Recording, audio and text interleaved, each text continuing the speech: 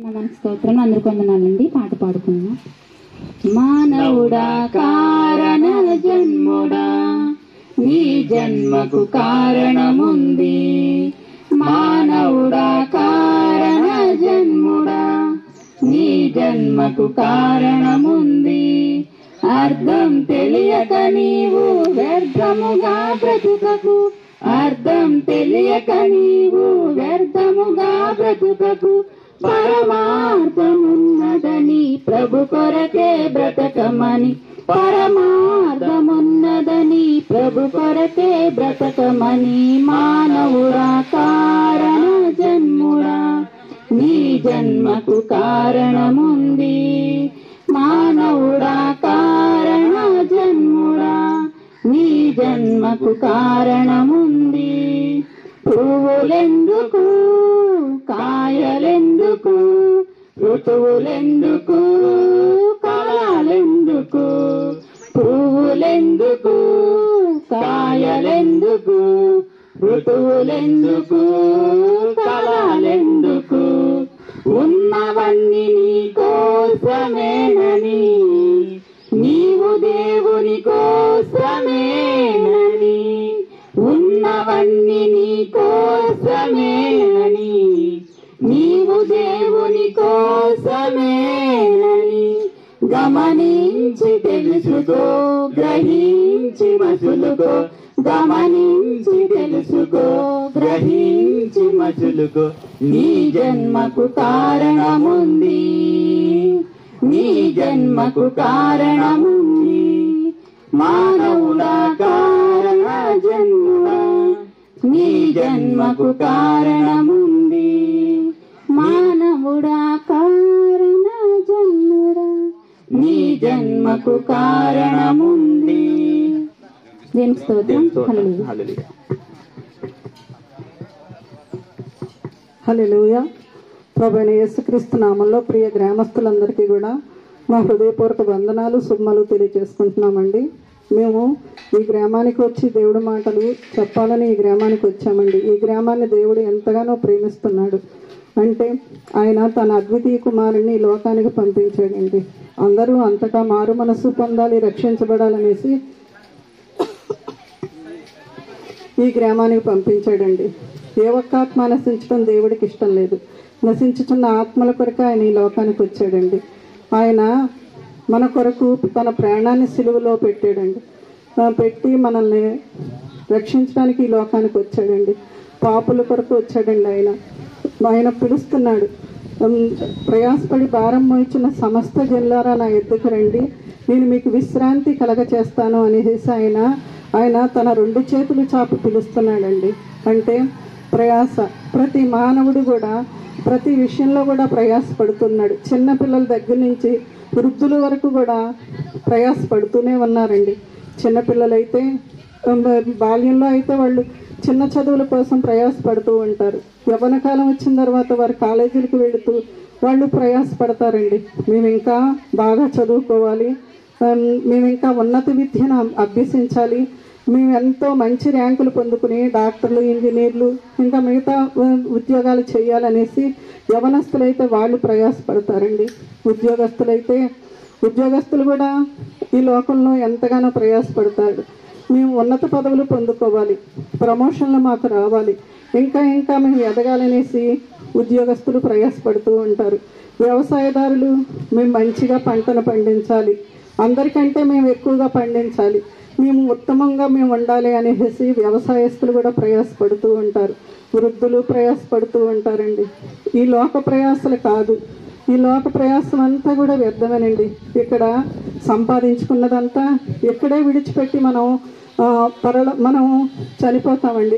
ఈ ప్రయాసం అంతా కూడా వ్యర్థమే.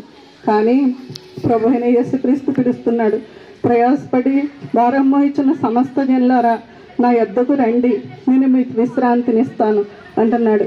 ఈ లోకంలో అంతా ప్రయాసనండి. మనం దేవుడి దగ్గరికి వెళ్ళినప్పుడు అక్కడ మనం విశ్రాంతిగా ఉంటామండి. అలాంటి రక్షణ ఇవ్వాలని దేవుడు కోరుకుంటున్నాడు. ఇంత గొప్ప రక్షణ నిర్లక్ష్యం చేస్తే నువ్వు ఎలా కాపాడుకుంటావని పరిశుద్ధ గ్రంథమైన బైబిల్ తెలియచేస్తుందండి. అంటే మనము రక్షణ ఆయన మన కొరకు తన ప్రాణాన్ని పెట్టాడండి. ఆయన పరిశుద్ధుడిగా ఈ లోకానికి వచ్చాడు. పరిశుద్ధుడిగానే ఈ లోకంలో 33.5 సంవత్సరాలు జీవించాడండి. జీవించి 33.5 సంవత్సరాలు జీవించి 30 సంవత్సరాలు ఈ లోకంలో మనుష్య కుమారుడిగా తను చేయవలసిందంతా, తల్లిదండ్రులకి చేయవలసిందంతా చేసి 3.5 సంవత్సరాలు కూడా ఈ లోకంలో తను మాదిరి చూపించాడండి. అనేక ప్రాంతాలకు వెళ్ళి రక్షణ పొందండి, దేవుని రాజ్యం వస్తుంది, రక్షణ పొందండి అనేసి అనేకులకి ఈ సువార్తను ప్రకటించాడండి. ప్రకటిస్తూ ఎన్నో అద్భుత కార్యాలు చేశాడు, ఆశ్చర్య కార్యాలు చేశాడు, స్వస్థతలను ఇచ్చాడండి. ఎన్నో కార్యాలు ఆయన ఈ లోకంలో చేశాడండి. 3.5 సంవత్సరాలు కూడా ఎంతో మనకి మాదిరి చూపి మనుష్యుడిగా ఎలా జీవించాలో అనేసి మనకి మాదిరి చూపించి ఆయన సిలువకు అప్పగించబడ్డాడండి. అంటే ఒక సిలువ రక్తం, గొర్రెల యొక్కయు పక్షుల యొక్కయు రక్తము అది రక్షణ కలగచేయదండి. ఆ రక్తం బలిగా ఇస్తే అది రక్షణ కలగచేయదు. కానీ మనుష్యుని పరిశుద్ధుడైన రక్తం, మనుష్యుని రక్తమే అది పాపాల నుంచి విడిపిస్తుంది, అది పాపాల నుంచి విమోచన దయచేస్తుందని మనుష్యుడు దేవుడు తన కుమారుని లోకానికి పంపించి పాపాలకు పరిహారం అవ్వాలంటే పరిశుద్ధుడైన రక్తంలోనే ఆ పరిహారం కలుగుతుందనేసి ఆ రక్తాన్ని ఆయన రక్తం చిందించడానికి సిలువకు అప్పగించబడ్డాడండి.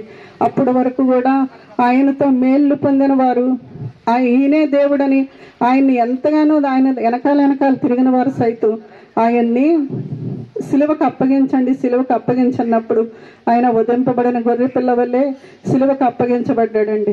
అందరూ అంటారు 3 మేకులు పీక్కోలేని వాడు మనుషుల్ని ఇతరులను ఎలా రక్షిస్తాడనేసి అంటారండి.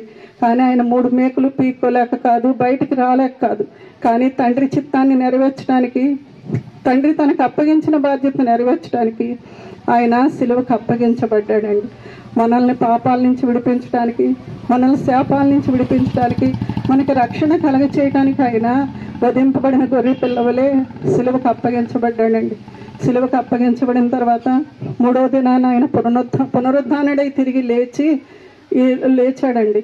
లేచి మనల్ని ఆయన దగ్గరికి తీసుకువెళ్ళటానికి, పరలోకానికి మనల్ని తీసుకువెళ్ళటానికి మళ్ళీ రానయ్య ఉన్నాడండి.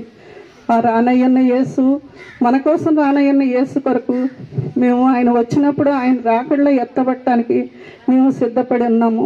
ఆయన రాకడ కొరకు సిద్ధపడి ఉన్నామండి. మీరు కూడా, మిమ్మల్ని కూడా దేవుడు రమ్మని పిలుస్తున్నాడు. రండి, నా దగ్గరకు రండి అని 2 చేతులు చాపి ఆయన ఆహ్వానిస్తున్నాడండి. ఆయన ఆహ్వానాన్ని మీరు కూడా అందుకోవాలని, మేము ఎలా అయితే ఆయన దగ్గరికి వెళ్ళాలని సిద్ధపడి ఉన్నామో మీరు కూడా ఆయన రాకడ సిద్ధపడి ఉండాలని, ఇలా ఈ గ్రామానికి వచ్చి మీ సువార్త ప్రకటించడానికి మేము వచ్చామండి. ఈ గ్రామానికి సువార్త ప్రకటించడానికి మీరు కూడా రక్షించబడాలని ఆశపడుతూ ఉన్నాము. ఆయన మనల్ని తీసుకువెళ్ళటానికి ఈ లోకానికి వచ్చాడు కనుక మీరు కూడా సిద్ధపడి ఉండాలని మేము ఆశిస్తూ ప్రార్థిస్తూ ఉన్నామండి. ఇంకా ఈ దేవుణ్ణి తెలుసుకోవాలంటే మీరు ఇక్కడ మందిరాలు ఉన్నాయి, ఆ మందిరాల దగ్గరికి వెళ్ళి దైవ సేవకులను అడగండి. ఈ దేవుడు గురించి మీకు చెప్తారు. ఈ దేవుడిలోనే రక్షణ ఉందని మీరు తెలుసుకుంటారు. అలాగే మా సహోదరులు కరపత్రికలు పంచుతున్నారండి, అవి తీసుకుని మీరు చదవండి. అందులో దేవుడేంటో అని మీకు తెలుస్తుందండి. అలా చదవాలని మేము ఆశపడుతూ ఉన్నాము. ఈ దేవుడి గ్రామాన్ని దీవించునుగాక. ఆమేన్. ప్రార్థనండి. పరలోకమందున్న మా తండ్రి, మీ ఘనమైన నామానికి స్తోత్రాలు ప్రవ్వా. ఇదిగో ఈ గ్రామానికి రావటానికి మీరు చూపించిన కృపను బట్టి కృతజ్ఞతలు ప్రవ్వా. అయా, ఇప్పుడు చెప్పబడిన మాటలను బట్టి దేవా, ఏ బిడ్డలైతే విన్నారో వారందరినీ జ్ఞాపకం చేసుకోండి. గ్రామాన్ని ప్రేమిస్తున్నావు కనుక అవునైనా మా పాపాలను శాపాలని ప్రవ్వా క్షమించడానికి, కడగడానికి వచ్చావు.